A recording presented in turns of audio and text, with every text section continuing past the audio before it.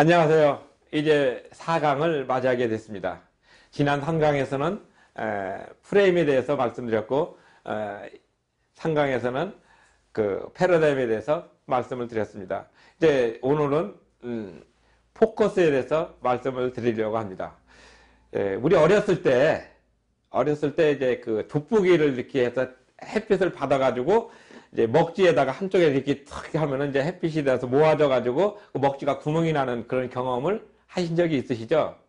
저도 어렸을 때 그렇게 많이 했어요. 너무 신기했습니다. 어떻게 햇빛에 이 조그마한 돋보기를 이렇게 지나치고 나면은 이렇게 타가지고 불 나는지 참 신기했던 기억이 있습니다. 마찬가지로 오늘 말씀드릴 게 이제 포커스인데, 포커스라는 것은 이제 한쪽으로 이렇게 모은다는 뜻입니다.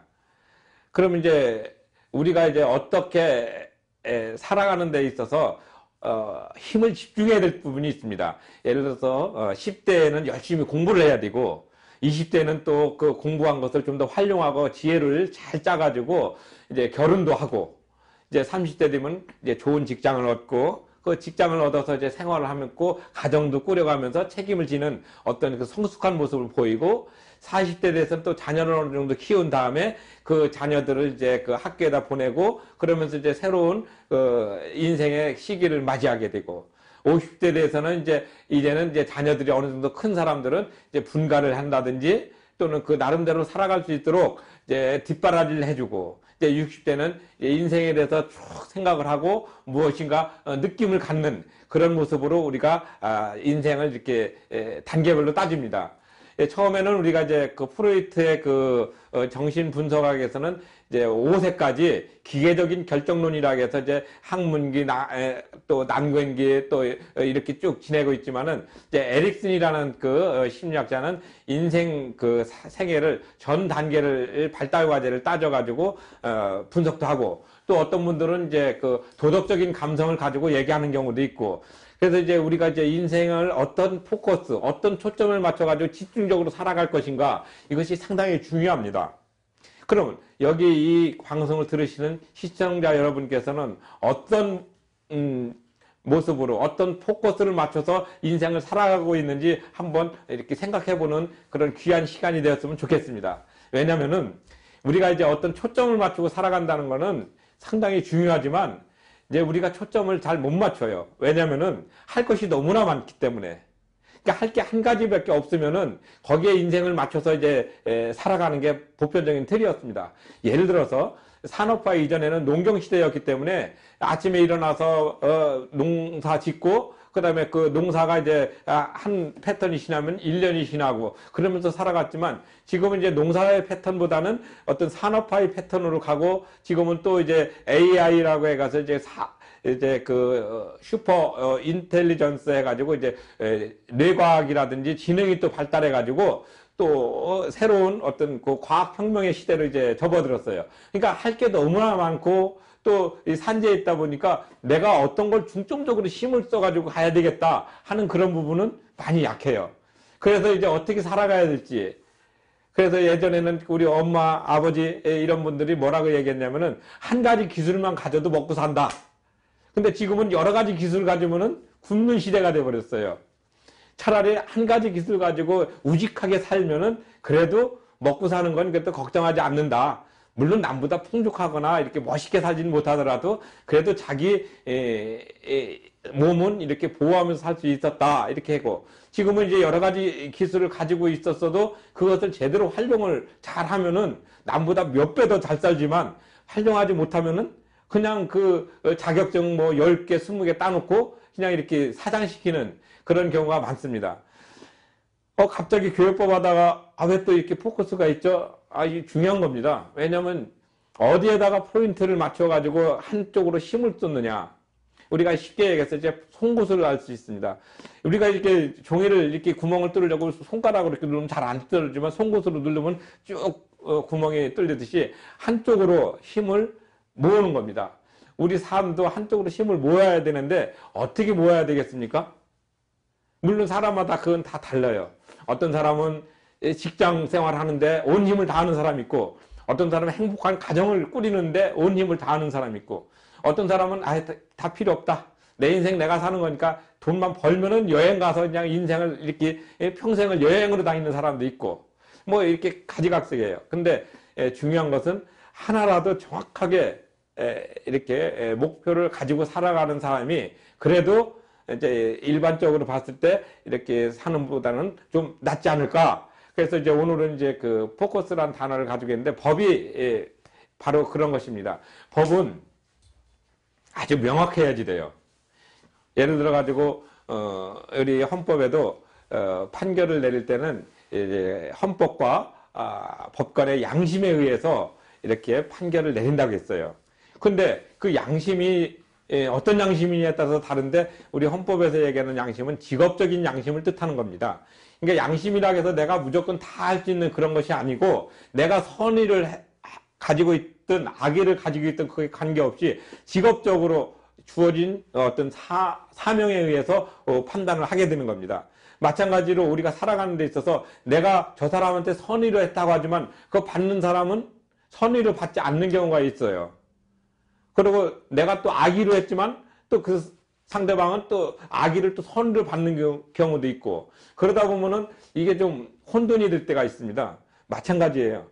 그러니까 뭐든지 하나의 그 초점을 정확하게 이렇게 맞춰서 가야지 되는데 이 법은 바로 그런 부분에 대해서 아주 정교하게 쓰여져 있습니다.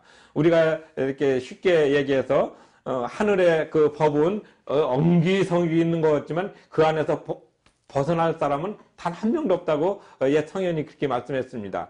천라지망이라고 표현을 쓰는데 하늘의 어떤 그 그물은 누구도 빠져나갈 수가 없다. 그것이 이제 그 법의 이론적인 어떤 저기에서 중요한 것은 누구라도 법이라는 것은 평등하게 적용이 되는 것이지 누구는 법이 이렇게 적용되고 누구는 법이 이렇게 적용되고 그래서 고무줄처럼 왔다 갔다 하지는 않는다는 뜻이죠. 그래서 포인트가 정확합니다. 초점이 정확하게 있어요. 잘못한 사람은 어떤 벌을 받아야 된다. 또 잘한 사람은 어떻게 포상을 한다. 이런 것까지 다 있어요. 그러니까 우리가 이제 어떤 그 생각의 틀을 가질 때는 전에 그 강의했던 것대로 패러다임과 프레임 이런 것이 정확하게 있으면 이제 어떤 포인트, 어떤 그 포커스를 맞을 것인가. 그래서 우리 성경에도 그것이 참 정확하게 나와 있습니다. 그 히브리서 12장 3절에 예수를 깊이 생각하라. 그러면 이제 포커스 온 지저스라고 해가지고 예수님한테 모든 것을 맞춰야 된다. 이렇게 표현하고 있어요. 근데 우리는 예수 보이지도 않는데 또 있는지 없는지도 모르는데 거기다 포인트를 맞춘다는 것이 좀 그렇지 않을까? 그렇지 않습니다. 명확합니다.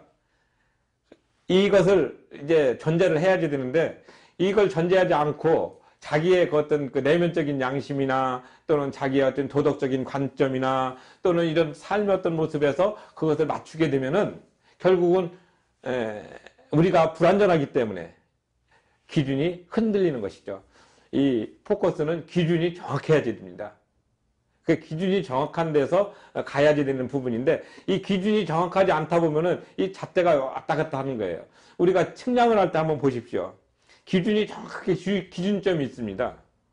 우리나라도 땅 측량할 때는 서울시청 거기서부터 전국적으로 이렇게 따지죠. 뭐 부산까지 뭐 420km, 450km 또는 뭐 이렇게 어떤 그 정확하게 따지는 부분이 있어요. 그리고 각 산마다도 산 정상에다가 어떤 그 삼각 측량점을 두고 있죠. 그래서 이제 그것을 이제 꼭지점으로 찍어가지고 여기서 어디까지는 몇 킬로, 몇 미터. 그리고 우리가 지적도라고 해가지고 우리가 농지를 사거나 땅을 사고 팔 때도 우리가 여기서부터 여기까지는 우리 땅이야 이렇게 얘기하지 않잖아요. 여기서부터 몇 미터 어디까지. 그래서 요 도면 안에 있는 것은 이 땅의 소유자다 이렇게 표현을 하는 거하고 똑같아요. 이처럼 초점이 정확해야만이 무엇이든지 흔들리지 않습니다. 그럼 우리 인생의 초점은 무엇인가? 법에다? 아닙니다. 하나님께 먼저 맞춰야 된다는 생각을 먼저 갖고 그 다음에 하나님께서 우리 같은 사람을 죄인을 이제 이렇게 구원해 주시기 위해서 오신 예수님한테 모든 포인트가 맞춰져야 돼요. 포커스는 오직 예수 한 분입니다. 그래서 여기에다가 이제 교회법을 우리가 적용을 하면 좋은데 우리 이제 이 교회법에도 그렇게 형성이 돼 있어요. 예를 들어서 교회 원리라는 부분이 보면은 원리는 하나님의 법입니다. 그래서 이러이러한 자는 하나님께 충성을 어떻게 해야 된다. 그런 것이 다 적혀 있고 그다음에 뒷부분에는 이제 우리가 살아가면서 남한테 해코지하지 말고 그다음에 예배도 이렇게 드려야지 되고 또 믿는 사람들과의 어떤 교제는 어떻게 해야 되고 이런 것들이 다 이렇게 적혀 있어요. 근데 우리가 이제 교회법을 이제 헌법을 가만히 보면은 교회 헌법입니다. 교회 헌법을 가만히 보면은 예를 들어서 교회 이제 정치 그다음에 교회 원리와 2장이 교회인데 그 교회에서 보면 이제 교회도 어떻게 나왔습니까? 정확하게 나와 있어요. 교회 직원은 어떤 사람이 돼야 된다. 목사는 어떤 사람이 돼야 된다. 장로는 어떤 사람이 돼야 된다. 재직기는 어떻게 돼야 된다. 교회 행정직원은 어떻게 돼야 된다. 이것이 다 조목조목 나와 있습니다. 그리고 그것이 나와 있고 그다음에 거기에서 조금 미진한 부분은 이제 시행 규칙으로 해가지고 다시 교회 헌법의 그 위임을 받아가지고 제정을 하게 되는 거예요. 마찬가지죠. 이 사회법도 그렇습니다. 헌법이 제일 위에 있는 법이잖아요. 헌법이란 기준선 위에는 없습니다. 헌법을 딱 기준선 놓으면 그 밑에 이제 헌법의 위임을 받아서 법률이 제정됩니다. 그 법률이 제정되고 그 밑에 이제 부령이라든지 이것이 총리령이 제정되죠. 그 이제 부령이 이제 대통령령이 있고 국무총리령이 있고 각부 장관령이 있고 그다음에 이제 그 밑에 이제 규칙이 있고 그다음에 각 지방자치단체에서 쓰는 이제 조례가 있고 그래서 이제 다 이 모든 것들은 다 이 헌법이라는 것이 기준이 돼가지고 이 밑에서 이렇게 하위적으로 이렇게 나오는 것이죠. 헌법을 벗어나서는 될 수가 없습니다. 그래서 우리는 늘 헌법이 왜 중요한 것이냐? 법 중에 법이고 기본법적인 관계를 가지고 있어요. 우리나라에서는 이제 헌법이 이제 전체적으로 이제 130조로 돼 있어서 다 정리가 돼 있어요.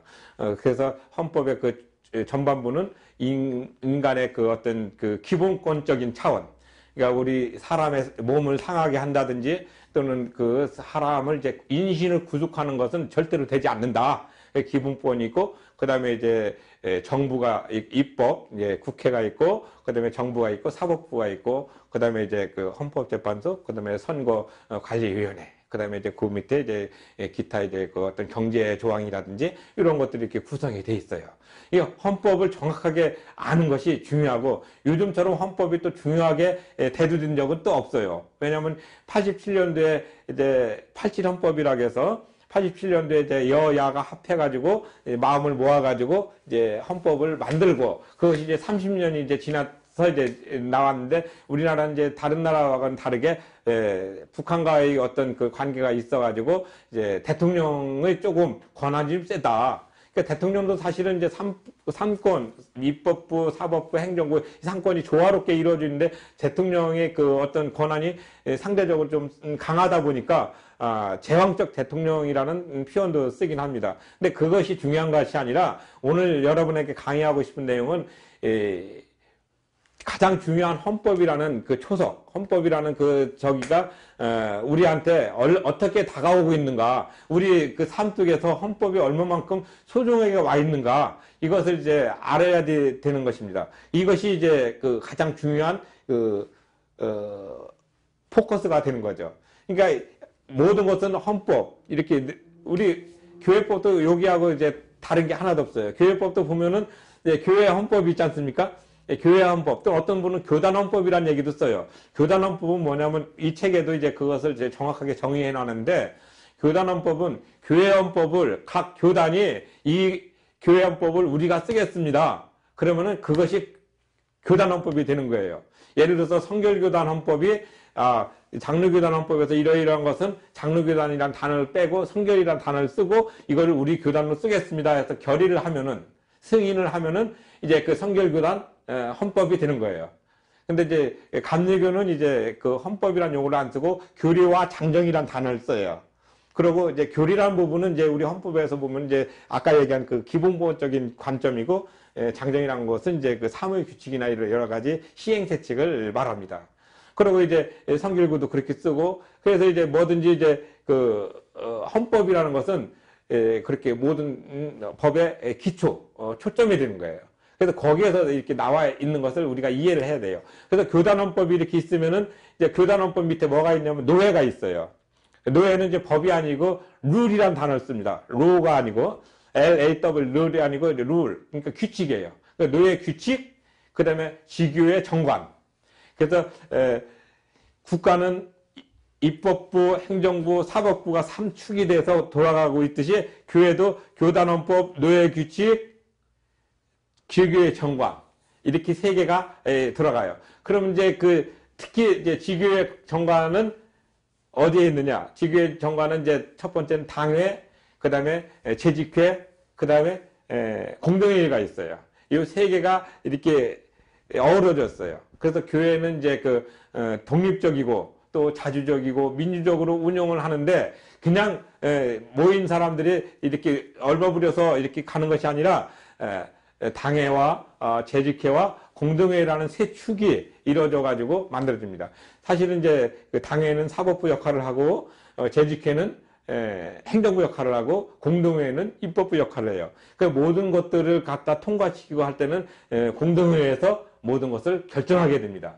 근데 대부분 이제 아직 우리는 사람들이 많지 않아 또는 교인들이 많지 않아 그래가지고 이제 목사님이나 또는 당회 몇 사람들이 이렇게 해가지고 모든 것들을 다 처리하는데 사실은 그것은 잘못된 것이고 그렇게 처리했다 할지라도 나중에 전체 그 교인들이 모여서 이런 안건과 이런 것은 이렇게 하겠습니다 하면 통과를 받아야지 돼요. 인준을 받아야 됩니다.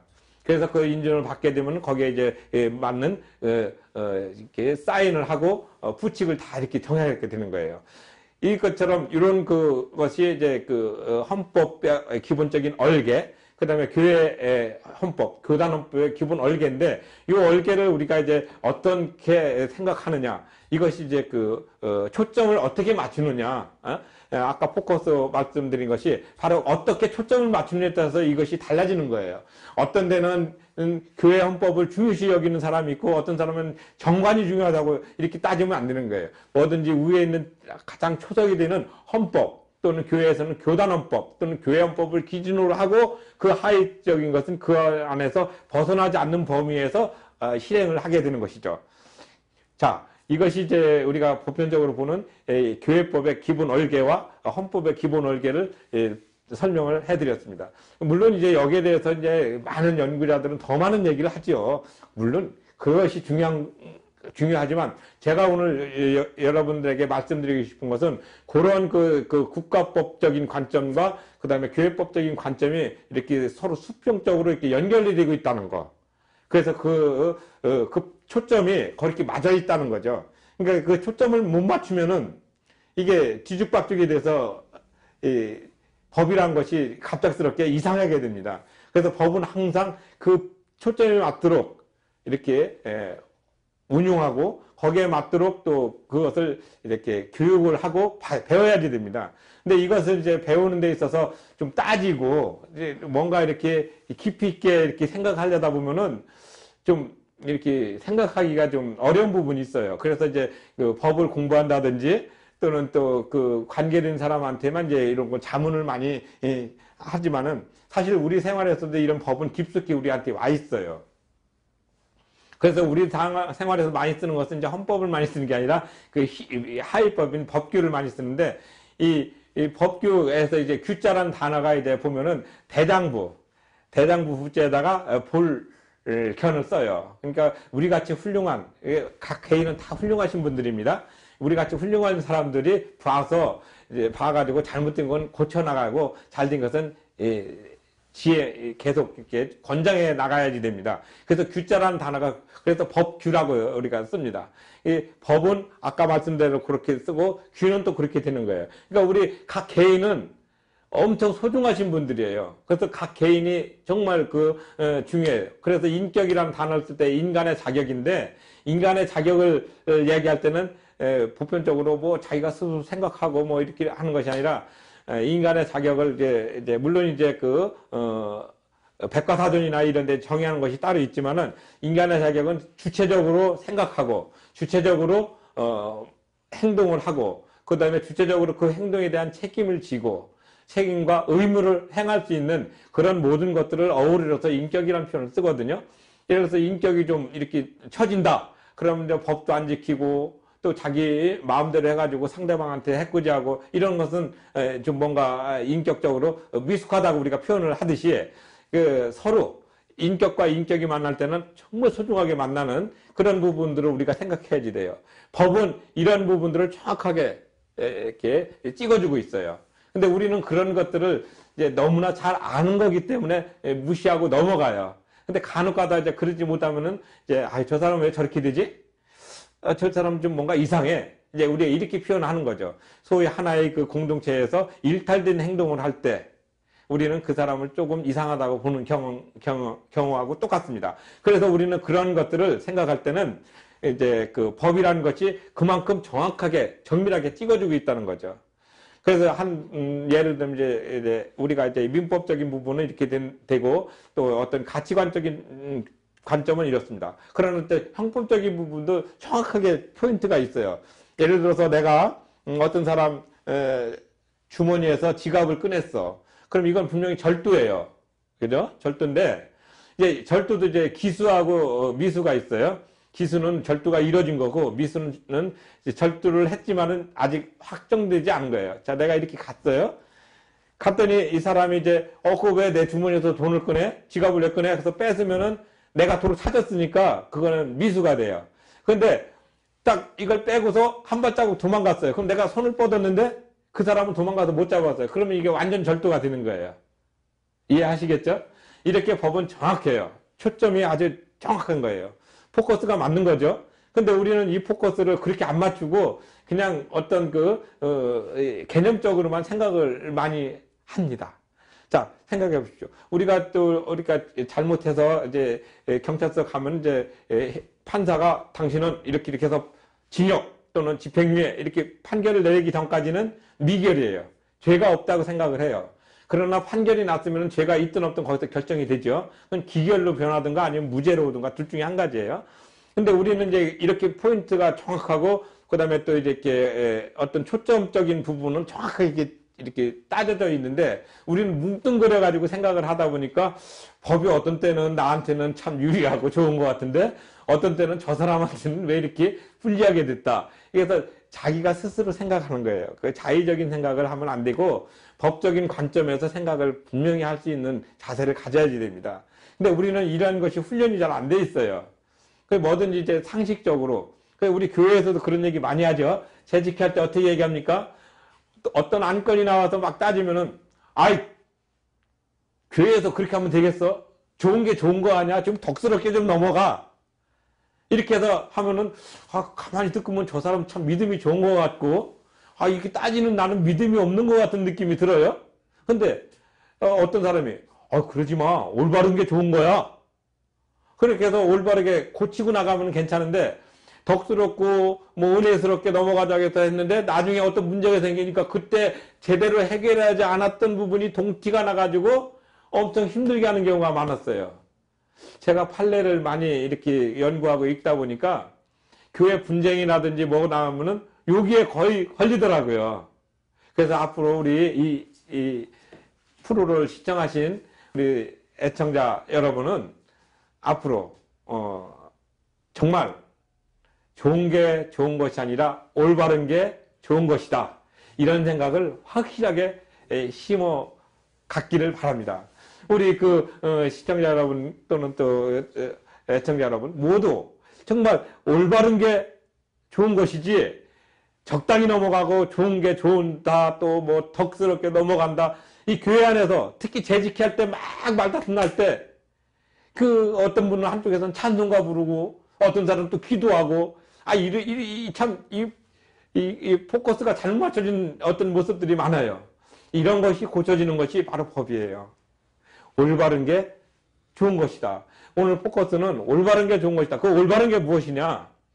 궁극적으로는 예수 그리스도가 우리의 모든 것에 초점이 되고 중심이 되시는 것은 당연한 건데 이 당연한 것을 너무나 쉽게 생각하다 보니까 간과하는 경우가 많다는 거죠.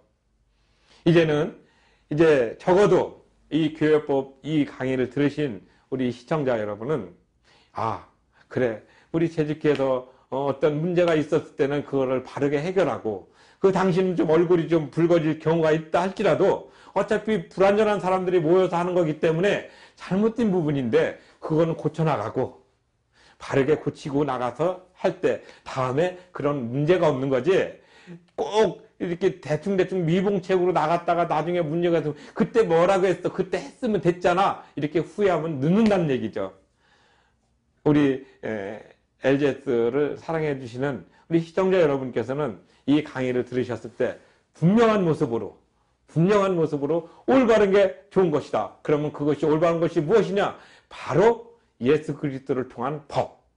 그 법이 무엇이냐? 사랑과 희락, 또 양선, 이런 모든 그 성령의 법이 있지만 정말 중요한 것은 예수님 그분 자체를 바라보고 나갈 수 있는 그런 마음의 초점, 신앙의 초점, 믿음의 초점이 굳게 박혀서 정말 예수 그리스도의 법이 올바른 것이고 그거 외에는 없다라는 고백이 우리 삶 속에 늘 풍겨나기를 진심으로 기대합니다. 감사합니다.